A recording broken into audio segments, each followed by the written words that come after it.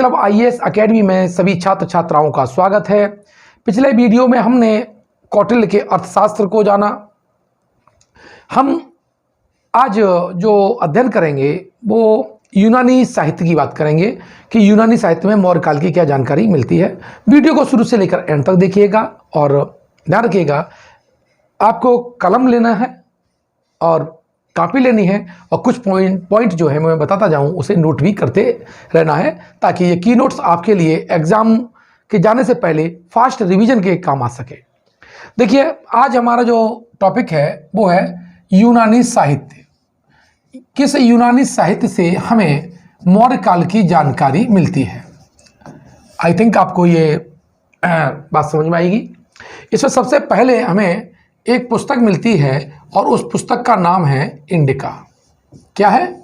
उस पुस्तक का नाम है इंडिका और इसका जो लेखक है वो मेगास्थनीज है। कौन है? मेगास्थनीज है। अब ये मेगास्थनीज कौन है, यहाँ से प्रश्न आता है, फैक्चुअल क्वेश्चन है, किसके दरबार में आया। तो मेगास्थनीज भारत में 304 ईसा पूर्व से लेकर के आपका 299 ईसा पूर्व तक रहा। कब तक रहा? एक मिनट, सॉरी, 304 ईसा पूर्व से लेकर के 299 ईसा पूर्व तक रहा और ये चंद्रगुप्त मौर्य के दरबार में था। किसके दरबार में था? चंद्रगुप्त मौर्य के दरबार में था। और ये जो सेल्यूकस था, सेल्यूकस का राजदूत था, यानी सिकंदर के बाद में भारत पर जो आक्रमण किया वो सेल्यूकस था और सेल्यूकस को पराजित कर दिया 305 ईसा पूर्व में चंद्रगुप्त मौर्य ने। तो जो आपका सेल्यूकस है उसने अपना जो राजदूत है वो चंद्रगुप्त मौर्य के दरबार में भेज दिया और अपनी बेटी की शादी कर दी चंद्रगुप्त मौर्य के। तो इस तरह से जब मेगास्थनी यहाँ पर आया उसने यहाँ के बारे में काफ़ी जानकारी ली, शासन सत्ता की जानकारी ली और अपने किताब इंडिका में उसको उसने लिखा। इसे सामाजिक, राजनीतिक और आर्किटेक्चर्स, राजस्व की जानकारी हमको प्राप्त हो जाती है। अब ये जो पुस्तक है आज मूल रूप में गायब है, यानी मूल रूप में ये उपलब्ध नहीं है, मूल रूप में उपलब्ध नहीं है। अब यहाँ से प्रश्न आ जाता है तो फिर ये इसके जो विवरण है वो आए कहाँ से। एक्चुअली में यूनानी इतिहासकार लोगों ने इस किताब को पढ़ा और इस किताब से पढ़ करके इसके उद्धरण, उसके जो रेफरेंस अपनी पुस्तकों में लिखे। उन पुस्तकों से फिर ये किताब द्वारा तैयार की गई है। तो इसमें एरियन एक व्यक्ति है, दूसरा जस्टिन, प्लूटार्क है, ठीक है, और डियोडेरस। तो नोट करते रहिए कौन कौन सा, एरियन, जस्टिन, प्लूटार्क, डियोडेरस, फिर है प्लिनी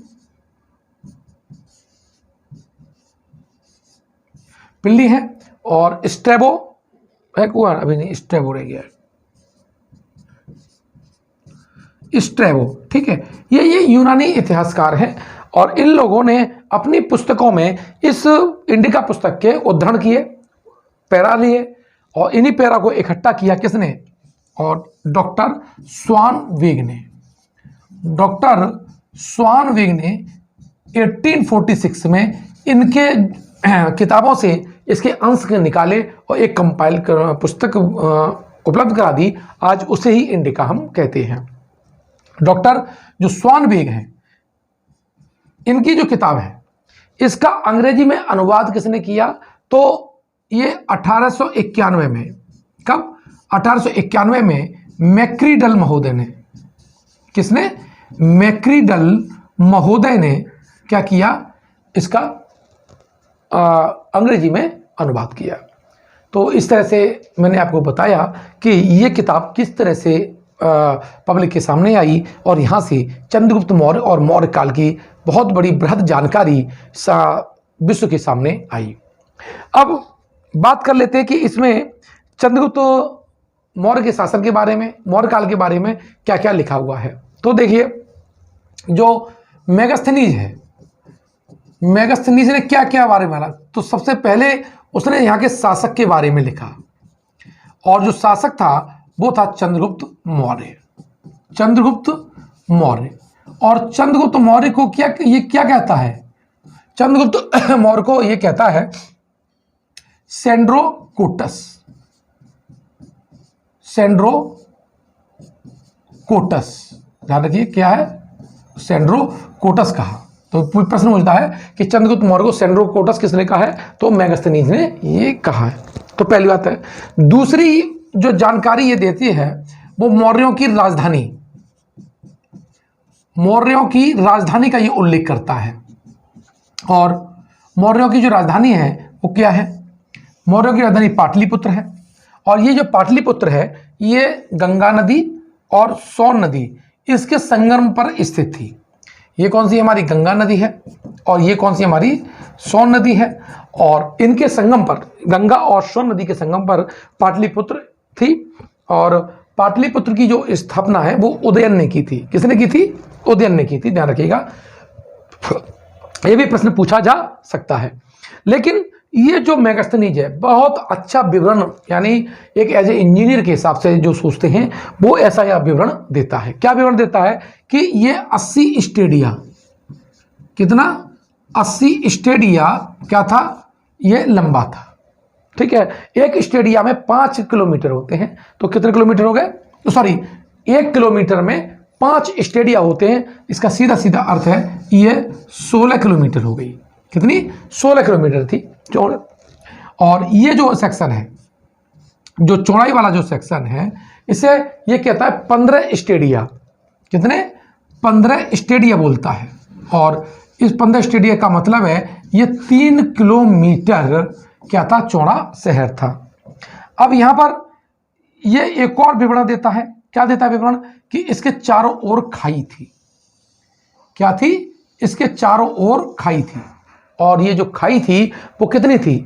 185 मीटर। ध्यान रखना, 185 मीटर के ये चौड़ी खाई थी।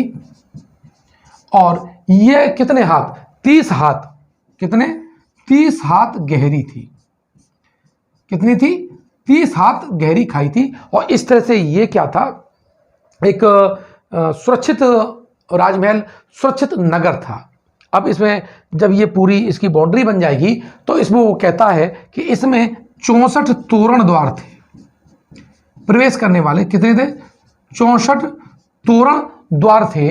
और 570 बुर्ज थे। 570 बुर्ज थे जिस पर वो लोग तीर कमान लेकर के सुरक्षा की, जैसे सुरक्षा होती है उसको लोग लेके बैठते हैं। तो इस तरह से ये पाटलिपुत्र की जो जानकारी देने वाला पहला यूनानी शासक है। ये जो पाटलिपुत्र है उसे पोलीबोथ्रा कहता है। पोलीबोथ्रा कहता है। अब देखिए, पोलीबोथ्रा यानी आज जो मॉडर्न हिस्टोरियन है वो कहते हैं कि बुद्ध की पालित नगरी, पाली है, पोली को मतलब पाली है और बोथ्रा मतलब बौद्ध। ठीक है, यानी बौद्धों की पालित नगरी, यानी बुद्ध की पालित नगरी को इसने क्या कहा है? इसने कहा है पोलीबोथ्रा, यानी पाटलिपुत्र का इस संदर्भ में वो करता है जिक्र। तो इससे क्लियर हो गया पाटलिपुत्र का यूनानी नाम क्या था? पोलीबोथ्रा था। अब इसके अलावा ये और क्या जानकारी देता है इस यहाँ का? सॉरी, एक बात और बताना भूल गया। ये जो राजधानी है, यहाँ का जो राजमहल है था, इस राजमहल की वो तुलना क्या कहता है? ये कहता है कि सूसा और एक बेतना, ये पश्चिम में बहुत अच्छे राजमहल थे, एक बेतना के राजमहल से बहुत अच्छा है। मतलब ये कहता है कि यहाँ का राजमहल की जो तुलना है वो सूसा और एक बेतना से नहीं की जा सकती, क्योंकि ये इतना उत्कृष्ट है। सीधा सीधा कहने का मतलब है कि सूसा और एक बेतना की तुलना आपकी पाटलिपुत्र के राजमहल यानी चंद्रगुप्त के राजमहल से नहीं की जा सकती है। तो ये मतलब एक समृद्ध राजमहल की बात करता है, समृद्ध राजधानी की बात करता है। अब इसके अलावा ये क्या कहता है? ये कहता है कि भाई देखो, जो आपका राजस्व है वो क्या है? राजस्व है वो 1/4 है। यानी मौर्य काल में ये जो दर बताता है वो 1/4 बताता है। लेकिन हमने इस कवर को लेकर के समझ लीजिए वास्तविक रूप से कौटिल्य जो अपने पुस्तक में वो 1/6 बताते हैं। तो यहाँ पर कंफ्यूजन नहीं होना है, ये 1/4 कौटिल्य ने बताई है, ठीक है, और जो 1/4 है वो किसने बताई है, मेगास्थनीज ने बताई है। साथ ही ये कश्मीर में सोने की खान, किसमें, कश्मीर में सोने की खान की बात करते हैं, किसकी, सोने की खान की बात करते हैं, ठीक है। और सोने की खान कौन सी है, दर्दिस्तान, दर्दिस्तान का उल्लेख करता है। साथ ही वो कहता है कि ये यहां पर जो सोना निकालने के लिए चींटियों का प्रयोग किया जाता था। ये इस तरह से इसने ये विवरण दिया है। साथ ही दो महत्वपूर्ण विवरण और हैं। ये सैन्य प्रशासन की बात करता है, सैन्य प्रशासन की बात करता है, और वो कहता है कि सैन्य प्रशासन के लिए 60 सदस्य होते थे, और ये 60 सदस्य किस में, 6 समितियों में विभाजित थे, 6 समितियों में विभाजित थे। इसका मतलब है 6 × 5, एक समिति में 5 मेंबर थे।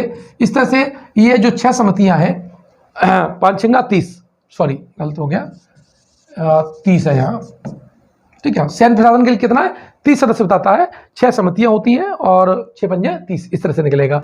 ऐसे ही नगर प्रशासन की बात करता है, किसकी बात करता है, नगर प्रशासन की बात करता है, और यहां भी 6 समितियां हैं, और एक समिति में कितने, 5 सदस्य हैं, तो 6 × 5 = 30, यानी नगर को लोग भी, नगर का जो प्रशासन संभालने वाली टोटल संख्या थी वो 30 थी, 6 कमेटियों में वो विभाजित थी। तो नगर प्रशासन, सैन्य प्रशासन और पाटलिपुत्र और वहां के जो सम्राट है, शासक है चंद्रगुप्त मौर्य, उसका ये क्या करता है, उल्लेख करता है। अब देखो, अब यहां से प्रश्न ये आया कि भाई इसके अलावा तो ये जो भारत है, ठीक है, और भारत में यहां पर बंगाल, जो बंगाल है, बंगाल में सोनार गांव, कौन सा, सोनार गांव है, और यहां से ये उत्तरापथ यानी सिंध, ठीक है, सिंध, ये यहां से रास्ते के जिक्र करता है, और इस रास्ते का नाम था, वो था उत्तरापथ। क्या था, उत्तरापथ था। और उत्तरापथ का जो निर्माण करता है वो कौन है, वो है आपका चंद्रगुप्त मौर्य। कौन है छात्रों, चंद्रगुप्त मौर्य है। ये क्या प्रश्न पूछ जाए कि उत्तरापथ का निर्माण करता कौन है, तो चंद्रगुप्त मौर्य है। इसी पथ को बाद में शेरशाह सूरी ने साफ करवाया था, शेरशाह सूरी ने क्या कराया था, साफ कराया था, और इसके रोड के किनारे क्या सराय बनवाई थी, दूर दूर पे क्या बनाई थी, सराय बनाई थी, और बाद में यही सराय नगर के रूप में विकसित हो गए थे। बाद में ऑकलैंड ने, किसने, ऑकलैंड ने इसका नाम क्या रख दिया, GT रोड रख दिया, ग्रांड ट्रंक रोड रख दिया था। तो इस उत्तरापथ का निर्माण करता महान सम्राट चंद्रगुप्त मौर्य था, ठीक है। तो ये बात आपने समझ ली। अब कुछ ये ऐसी भ्रामक बातें कहते हैं, आज के हिस्टोरियन कहते हैं, लेकिन आज जो मॉडर्न हिस्टोरियन है और खास करके जो अम्बेडकरवादी हिस्टोरियन है, वो कुछ नई बातें बताते हैं। लेकिन ये क्या कहता है, 7 जातियों का उल्लेख करता है कि जो समाज है उसमें कितनी थी, 7 जातियां थी। लेकिन जो ब्राह्मण साहित्य है वो कहता है कि 4 वर्ण थे। जो ब्राह्मण साहित्य क्या कहते हैं, वो कहते हैं 4 वर्ण थे, ब्राह्मण, क्षत्रिय, वैश्य, शूद्र। लेकिन ये कितनी की बात करता है, अपनी पुस्तक में 7 जातियों की बात करता है। लेकिन आज देखिए पूरे उत्तर प्रदेश, बिहार में लेकर के ये कहावत कही जाती है कि इस गांव में 7 जात रहती हैं, 7 जात रहती हैं। वो समझ लीजिए, इसका मतलब है कि मेगास्थनीज जिस वर्ग की बात कर रहा था, शिल्पी वर्ग की बात कर रहा था, सबको लेकर के बात कर रहा था गांव में, वो 7 जातियों की बात करता है। इसका मतलब है आज के रेफरेंस में ये बात सही है कि उसने जैसा देखा वैसा, जैसा सुना वैसा उसने लिखा।